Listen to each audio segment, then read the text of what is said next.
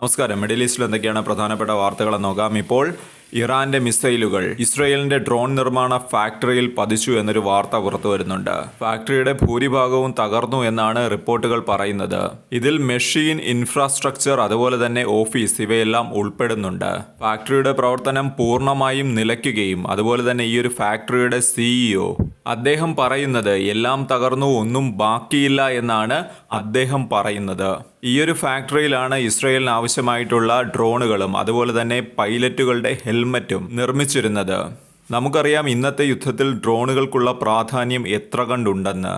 അത്തരമൊരു സാഹചര്യത്തിൽ ഈ ഒരു ഡ്രോൺ നിർമ്മാണ ഫാക്ടറിക്ക് നേരെ ഉണ്ടായിട്ടുള്ള ഈ ഒരു ആക്രമണം, അതായത് ഇറാന്റെ ഭാഗത്തു നിന്നുണ്ടായിട്ടുള്ള ഈ ഒരു ആക്രമണം ഇസ്രയേലിന്റെ സൈനിക ശേഷിയെ ബാധിക്കാൻ സാധ്യതയുണ്ട് എന്നാണ് ഈ ഒരു റിപ്പോർട്ടിൽ പറയുന്നത്.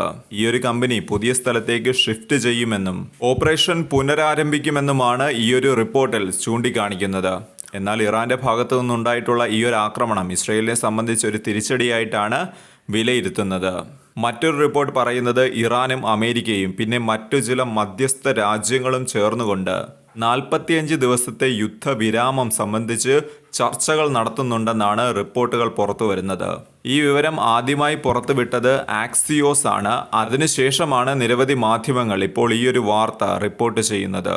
ഈ ഒരു റിപ്പോർട്ട് പ്രകാരം ഇപ്പോൾ ചർച്ചകൾ നടക്കുന്നുണ്ട് എന്നും അതുപോലെ തന്നെ സീസ് ഫയർ 2 ഘട്ടങ്ങളിലായി നടത്താനാണ് സാധ്യത എന്നുമാണ് പറയപ്പെടുന്നത്. അതായത് ഫേസ് 1-ൽ 45 ദിവസത്തെ യുദ്ധവിരാമം പ്രഖ്യാപിക്കും. ആ സമയത്ത് ആക്രമണം നിർത്തിവെക്കും. അതോടൊപ്പം തന്നെ സമാധാന ചർച്ചകളും തുടരും. ഫേസ് 2-ൽ യുദ്ധം പൂർണ്ണമായും അവസാനിപ്പിക്കാനായിട്ടുള്ള ഒരു കരാറിൽ, അതായത് അന്തിമ കരാർ ഉണ്ടാകും. ചുരുക്കി പറഞ്ഞാൽ സ്ഥിരമായിട്ടുള്ള ഒരു സമാധാനമാണ് ഇതിലൂടെ ലക്ഷ്യം വെക്കുന്നത്. എന്നാൽ ശ്രദ്ധിക്കേണ്ട കാര്യം, ഈ ഒരു റിപ്പോർട്ട് ഇതുവരെ ഔദ്യോഗികമായി അംഗീകരിച്ചിട്ടില്ല. അമേരിക്കയോ വൈറ്റ് ഹൗസോ അതുപോലെ തന്നെ സ്റ്റേറ്റ് ഡിപ്പാർട്ട്മെന്റോ ഇതുവരെ ഇതിനോട് പ്രതികരിച്ചിട്ടുമില്ല. അതുകൊണ്ട് തന്നെ ഈ ഒരു സ്റ്റേജ് എന്ന് പറയുന്നത് ഒരു ഡിസ്കഷൻ സ്റ്റേജ് എന്ന രീതിയിൽ വിലയിരുത്താം. അന്തിമ തീരുമാനം ഇതുവരെ എടുത്തിട്ടില്ല. അതായത് വരും ദിവസങ്ങൾ തീർച്ചയായിട്ടും നിർണായകമാണ്. സീസ് ഫയർ യാഥാർത്ഥ്യമാകുമോ അതോ ചർച്ചകളിൽ മാത്രം ഒതുങ്ങുമോ? ഇതെല്ലാം തന്നെ വരും ദിവസങ്ങളിലേ നമുക്ക് അറിയാൻ സാധിക്കുകയുള്ളൂ.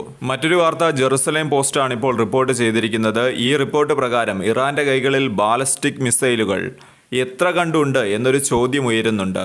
ഇറാൻ സൈന്യത്തിലെ ഏറ്റവും വലിയ ശക്തിയായി, അവരുടെ ശക്തിയായി കണക്കാക്കപ്പെടുന്ന ഒരു കാര്യമാണ് അവരുടെ പക്കലുള്ള ബാലിസ്റ്റിക് മിസൈലുകൾ.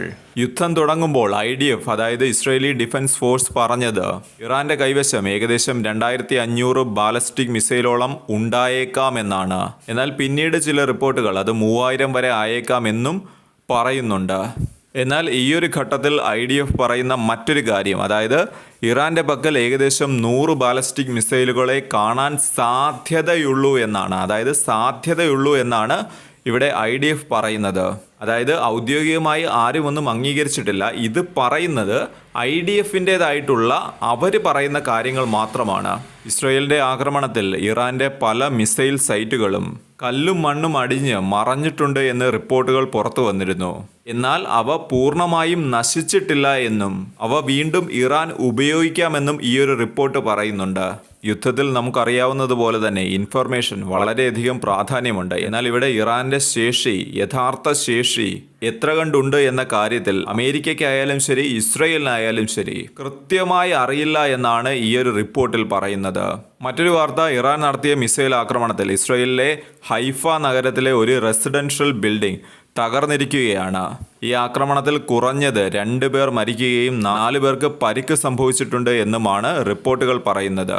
അതുപോലെ തന്നെ അമേരിക്കയും ഇസ്രയേലും ചേർന്നുകൊണ്ട് ഇറാനിലെ പല നഗരങ്ങളിൽ ആക്രമണം നടത്തിയതായും റിപ്പോർട്ടുകൾ പുറത്തു വരുന്നുണ്ട്. ഈ ഒരു സാഹചര്യത്തിൽ അമേരിക്കൻ പ്രസിഡന്റായിട്ടുള്ള ഡൊണാൾഡ് ട്രംപ് ഇപ്പോൾ ഇറാന് ഒരു കടുത്ത മുന്നറിയിപ്പ് നൽകിയിരിക്കുകയാണ്. ഹോർമൂസ് തുറക്കണം, അല്ലെങ്കിൽ ഇറാനിലെ വൈദ്യുതി പ്ലാന്റുകളും അതുപോലെ തന്നെ പാലങ്ങൾ ഉൾപ്പെടെയുള്ള പ്രധാനപ്പെട്ട അടിസ്ഥാന സൗകര്യങ്ങൾ ലക്ഷ്യമാക്കിക്കൊണ്ട് ആക്രമണം ഉണ്ടാകുമെന്നാണ് അദ്ദേഹം വ്യക്തമാക്കുന്നത്. എന്നാൽ ഇതിനോട് ഇറാൻ പ്രതികരിച്ചത് തങ്ങൾ വഴങ്ങില്ല എന്നും ആക്രമണമുണ്ടായാൽ ശക്തമായ തിരിച്ചടി ഉണ്ടാകുമെന്നുമാണ് ഇറാൻ ഇവിടെ പറയുന്നത്.